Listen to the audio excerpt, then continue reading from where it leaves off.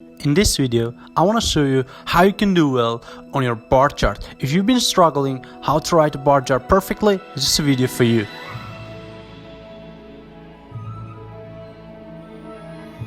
So first of all, I'm going to paraphrase this one here as my introduction. So first I'm going to start like the bar chart,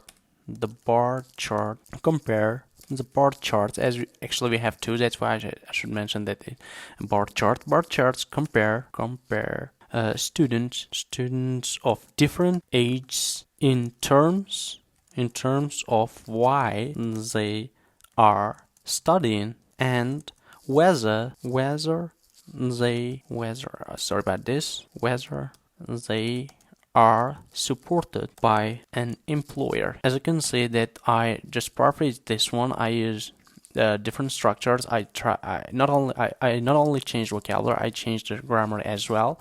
I tried to use different various vocabulary and grammars, and that's all about it. That we finished our introduction, where I should have written just this one in a different way. Okay, so now I'll move on to overall, where I'll give an overall view for this charts. All right, so overall, I just noticed that this one is a little bit here. It should have been here. All right, so overall, the proportion of students who study for career purposes is far higher among the younger age groups, while the oldest students are more likely to study for interest. Well, I just gave this one for this, like for career purposes here, right here. As you can see, it's really high, but after 50, for interest is a little bit higher. Right, and now I'll describe this one as here. Employer support is more commonly given to younger students. Well, this is done that we have, as you can see, this is really high, but as you get older, it gets lower and it starts rising again. I just gave an overall view, so I'll start with this chart now. So let's say like how many percent? So it's 80%. It's just 10%. All right, let's get started.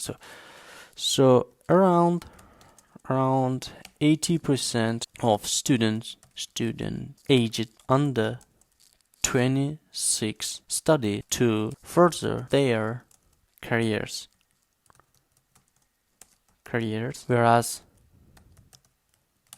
whereas only 10% study purely out of interest.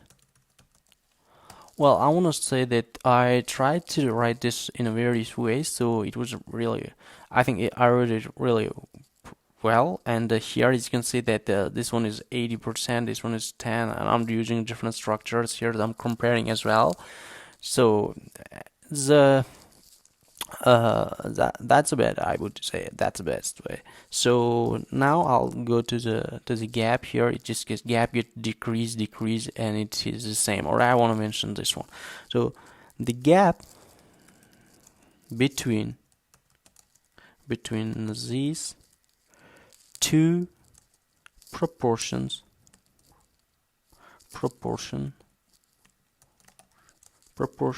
narrows as students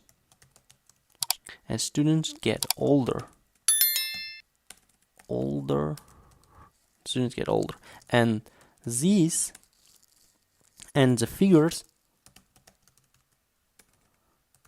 the figures for those in their 40s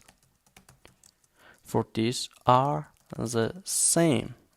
Yeah, I'm trying to draw your attention to this point where it's exactly the 40%. So okay, the same at about 40%. All right, the students. So I didn't mention this ones because I just mentioned that it gets narrow, and it is the same. So I just gave this one a, and now I move to the last bar here. So students aged over 49 overwhelmingly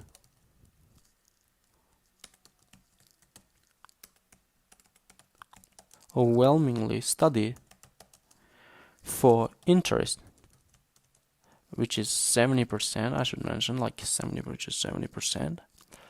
All right, 70%, rather than for professional, I should say, professional reasons. So it's about less than a 20 here. I should say like less than 20%. All right, it's about less than 20%. Okay, now we move to this bar chart where I'll describe these bars. All right, so just over 60%, of students aged under 26 are supported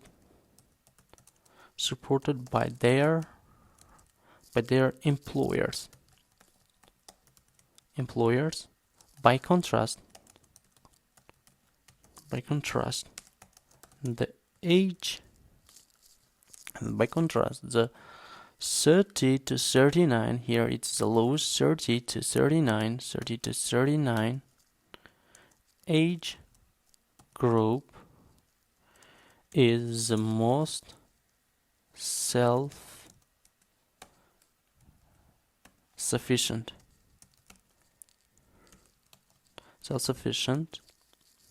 with only 30% being given time off and help with fees. The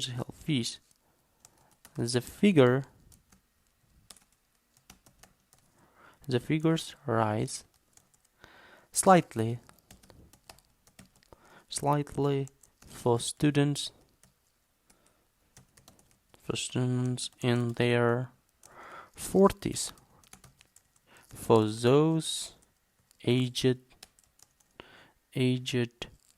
50 or more.